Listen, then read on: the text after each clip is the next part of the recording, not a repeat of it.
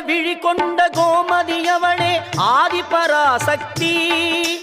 நீல விழி கொண்ட காளியும் அவளே ஆதிபராசக்தி.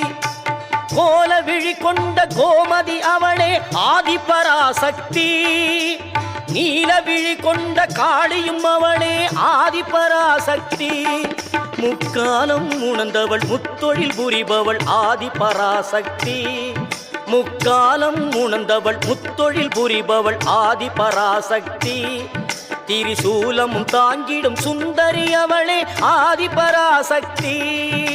மேல்மருவத்தூர் ஆதிபராசக்தி மலர்பதம் பாடிடுவோம்.